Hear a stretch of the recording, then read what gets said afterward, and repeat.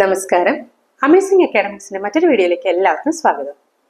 ഇന്നത്തെ നമ്മുടെ വീഡിയോയിൽ നമ്മൾ ഉൾപ്പെടുത്തിയിരിക്കുന്നത് കേരളത്തിലെ മത ന്യൂനപക്ഷ വിഭാഗത്തിൽപ്പെട്ട സ്കൂളിൽ പഠിക്കുന്ന വിദ്യാർത്ഥികൾക്ക് വേണ്ടിയിട്ടുള്ള ഒരു സ്കോളർഷിപ്പ് സ്കീമാണ്. അതായത് മാർഗദീപം സ്കോളർഷിപ്പ്.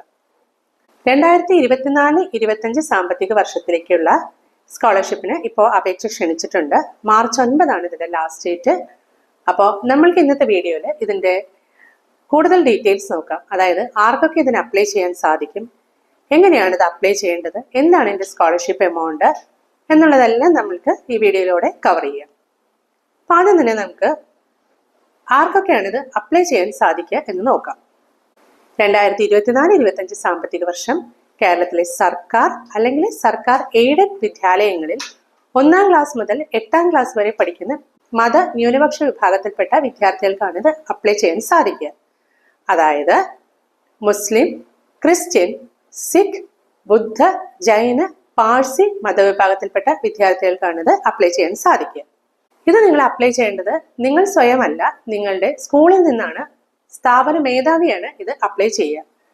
അപ്ലൈ ചെയ്യാനായിട്ട് സ്ഥാപന മേധാവി ഇത് ഈ ന്യൂനപക്ഷ വിഭാഗത്തിന്റെ വെബ്സൈറ്റിൽ നിന്ന് ആപ്ലിക്കേഷൻ ഫോം ഡൗൺലോഡ് ചെയ്ത് നിങ്ങൾക്ക് തരേണ്ടതാണ്. അത് നിങ്ങൾ ഫില്ല് ചെയ്തതിന് ശേഷം കുറച്ച് രേഖകളോടൊപ്പം തന്നെ ഇത് സ്ഥാപന മേധാവിക്ക് സമർപ്പിക്കേണ്ടതാണ്. ഇത് അപ്ലൈ ചെയ്യാനായിട്ട് സാധിക്കുക കേരളത്തിൽ പഠിക്കുന്ന, അതോടൊപ്പം തന്നെ കേരളത്തിൽ സ്ഥിരതാമസക്കാരായ വിദ്യാർത്ഥികൾക്ക് മാത്രമാണ്. അതോടൊപ്പം തന്നെ വേറൊരു കണ്ടീഷൻ പറയുന്നത് ഈ കുട്ടികളുടെ കുടുംബത്തിന്റെ വാർഷിക വരുമാനം 1 ലക്ഷം രൂപയിൽ കവിയാൻ പാടില്ല എന്നുള്ളതാണ്. 1500 രൂപയാണ് സ്കോളർഷിപ്പ് എമൗണ്ട്. ഇതിൽ 30% സ്കോളർഷിപ്പ് പെൺകുട്ടികൾക്കായിട്ട് റിസർവ് ചെയ്തിട്ടുണ്ട്. പെൺകുട്ടികളുടെ അഭാവത്തിൽ ഈ സ്കോളർഷിപ്പ് ആൺകുട്ടികൾക്ക് നൽകുന്നതാണ്. നിങ്ങൾക്ക് സ്ഥാപന മേധാവിയിൽ നിന്ന് കിട്ടിയ ആപ്ലിക്കേഷൻ ഫോം നിങ്ങൾ ഫില്ല് ചെയ്ത് കൊടുക്കുന്നതിനോടൊപ്പം തന്നെ നിങ്ങൾ കുറച്ച് രേഖകളും കൂടി അവിടെ സമർപ്പിക്കേണ്ടതാണ്. അതെന്തൊക്കെയാണെന്ന് നമുക്ക് നോക്കാം. നിങ്ങളുടെ വരുമാന സർട്ടിഫിക്കറ്റ്, ജാതി അതല്ലെങ്കിൽ മതം തെളിയിക്കുന്നതിനുള്ള സർട്ടിഫിക്കറ്റ്, ബാങ്ക് പാസ്ബുക്കിന്റെ കോപ്പി, റേഷൻ കാർഡിന്റെ കോപ്പി, ആധാർ കാർഡിന്റെ കോപ്പി. ഇനി നിങ്ങൾ ഏതെങ്കിലും ഭിന്നശേഷി വിഭാഗത്തിൽപ്പെടുന്ന ഒരു വിദ്യാർത്ഥി ആണെങ്കിൽ, അതായത് 40%-മോ അതിന് മേളിലെ ഭിന്നശേഷി ഉള്ളവരാണെങ്കിൽ അത് തെളിയിക്കുന്നതിനുള്ള സർട്ടിഫിക്കറ്റ്. ഇനി നിങ്ങളുടെ അച്ഛനോ അമ്മയോ അതല്ലെങ്കിൽ 2 പേരോ മരണപ്പെട്ടിട്ടുണ്ടെങ്കിൽ അത് തെളിയിക്കുന്നതിനുള്ള രേഖയും കൂടി നിങ്ങൾ സമർപ്പിക്കണം. ഇനി നിങ്ങൾക്ക് പാഠ്യേതര വിഭാഗങ്ങളിൽ, അതായത് സ്പോർട്സ്, കല, ശാസ്ത്രം എന്നിങ്ങനെയുള്ള ഏതെങ്കിലും വിഭാഗങ്ങളിൽ നിങ്ങൾക്ക് സർട്ടിഫിക്കറ്റ്സ് വല്ലതും ലഭിച്ചിട്ടുണ്ടെങ്കിൽ ആ സർട്ടിഫിക്കറ്റും കൂടി നിങ്ങൾ സ്ഥാപന മേധാവിക്ക് സമർപ്പിക്കേണ്ടതാണ്. സ്കൂളിന്റെ സമ്പൂർണ്ണ കോഡ് മുഖേനയാണ് സ്ഥാപന മേധാവി പോർട്ടലിൽ ലോഗിൻ ചെയ്യേണ്ടത്. ഇനി 1ാം തരത്തിലെ കുട്ടികളെ തെരഞ്ഞെടുക്കാൻ വേണ്ടിയിട്ട് കുടുംബത്തിന്റെ വാർഷിക വരുമാനം മാത്രമായിരിക്കും മാനദണ്ഡം. 2ാം ക്ലാസ് മുതൽ 8ാം ക്ലാസ് വരെയുള്ള കുട്ടികളെ തെരഞ്ഞെടുക്കുന്നതിന് വേണ്ടിയിട്ട് വാർഷിക വരുമാനത്തോടൊപ്പം തന്നെ മറ്റു ചില മാനദണ്ഡങ്ങളും കൂടി കണക്കാക്കുന്നതാണ്.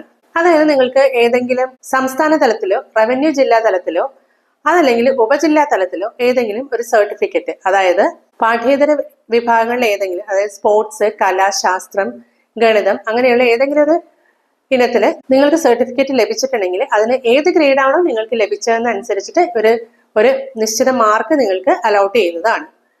അതോടൊപ്പം തന്നെ ഇനി അച്ഛനും അമ്മയും അതല്ലെങ്കിൽ ഇതിൽ ആരെങ്കിലും ഒരാൾ മരണപ്പെട്ടവരാണെങ്കിൽ അതും കൂടി ഇവര് കണക്കാക്കും. ഇനി ഇതോടൊപ്പം തന്നെ ഏതെങ്കിലും ശാരീരിക വൈകല്യം നിങ്ങൾക്കുണ്ടെങ്കിൽ അതും കൂടി കണക്കിലെടുത്തിട്ടാണ് ഇവര് നിങ്ങളെ 2ാം ക്ലാസ് മുതൽ 8ാം ക്ലാസ് വരെയുള്ള കുട്ടികളെ തെരഞ്ഞെടുക്കുന്നത്. ഇങ്ങനെയുള്ള കുട്ടികൾക്ക് ഓരോ വിഭാഗത്തിലും മുൻഗണനയുണ്ട്. ആ മുൻഗണനാ ക്രമത്തിലായിരിക്കും നിങ്ങളെ ഈ സ്കോളർഷിപ്പിനായിട്ട് തെരഞ്ഞെടുക്കുക. ഈ സ്ഥാപന മേധാവി സമർപ്പിച്ച അപേക്ഷ വിദ്യാർത്ഥികൾക്ക് അതിൽ എന്തെങ്കിലും മാറ്റങ്ങളുണ്ടോ അതല്ലെങ്കിൽ അത് കൃത്യമാണോ എന്ന് അറിയാൻ വേണ്ടിയിട്ട് വിദ്യാർത്ഥികൾക്ക് തന്നെ ഇത് ലോഗിൻ ചെയ്ത് നോക്കാവുന്നതാണ്. അതായത് ന്യൂനപക്ഷ ക്ഷേമ വകുപ്പിന്റെ വെബ്സൈറ്റിൽ കയറിയിട്ട് ട്രാക്ക് ഡീറ്റെയിൽസ് എന്നുള്ള മെനുവിൽ കയറി കഴിഞ്ഞാൽ നിങ്ങളുടെ ആധാർ നമ്പർ കൊടുത്തു കഴിഞ്ഞാൽ നിങ്ങൾക്ക് ഇതിന്റെ സമ്പൂർണ്ണമായിട്ടുള്ള ഡീറ്റെയിൽസ് നിങ്ങൾക്ക് ലഭിക്കുന്നതാണ്. അതിൽ എന്തെങ്കിലും മിസ്റ്റേക്ക് ഉണ്ടെങ്കിൽ നിങ്ങൾക്ക് അതിന് സ്ഥാപന മേധാവിയോട് പറഞ്ഞിട്ട് കറക്റ്റ് ചെയ്യിക്കാവുന്നതാണ്.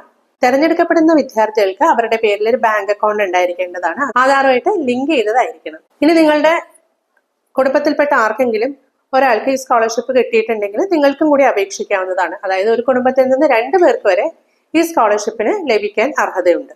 അപ്പൊ ഇത് അപേക്ഷിക്കാനുള്ള വെബ്സൈറ്റ് margaddeepam.kerala.gov.in എന്നുള്ളതാണ്. ഇതിന്റെ അഡ്രസ്സ് ഞാൻ ഡിസ്ക്രിപ്ഷൻ ബോക്സിൽ കൊടുക്കുന്നതാണ്. അപ്പൊ നിങ്ങൾക്ക് തന്നെ കയറി നോക്കാവുന്നതാണ് അതിൽ എന്തൊക്കെയാണ് ഡീറ്റെയിൽസ് വേണ്ടത്, എന്തൊക്കെ ഡീറ്റെയിൽസ് ആണ് നിങ്ങൾ സ്ഥാപന മേധാവിക്ക് സമർപ്പിക്കേണ്ടതെന്നെല്ലാം നിങ്ങൾക്ക് നോക്കാവുന്നതാണ്. അപ്പൊ ഇതിന്റെ അവസാന തീയതി മാർച്ച് 9 അപ്പൊ നിങ്ങൾക്ക് ഇതിനോടകം തന്നെ ചിലപ്പോൾ നിങ്ങളുടെ സ്കൂളിൽ നിന്ന് ഇതിന്റെ ഡൗൺലോഡ് ചെയ്ത ഫോം ലഭിച്ചിട്ടുണ്ടായിരിക്കും. ലഭിച്ചിട്ടില്ല എങ്കിൽ നിങ്ങൾക്ക് സ്ഥാപന മേധാവിയായിട്ട് ബന്ധപ്പെട്ട് ഇതിന്റെ ആപ്ലിക്കേഷൻ ഫോം വാങ്ങാവുന്നതാണ്. ഇതിന്റെ ലാസ്റ്റ് ഡേറ്റ് മാർച്ച് 9 മുന്നേ തന്നെ എല്ലാവരും അപ്ലൈ ചെയ്യാൻ ശ്രമിക്കുക. അപ്പൊ ഇത്രയേ ഉള്ളൂ ഇന്നത്തെ വീഡിയോയിൽ നിങ്ങളായിട്ട് ഷെയർ ചെയ്യാനായിട്ട്. അടുത്തൊരു വീഡിയോയിലൂടെ അടുത്തൊരു എഡ്യൂക്കേഷൻ കണ്ടന്റുമായിട്ട് നമുക്ക് വീണ്ടും കണ്ടുമുട്ടാം. Until then, bye from Team Amazing Academics.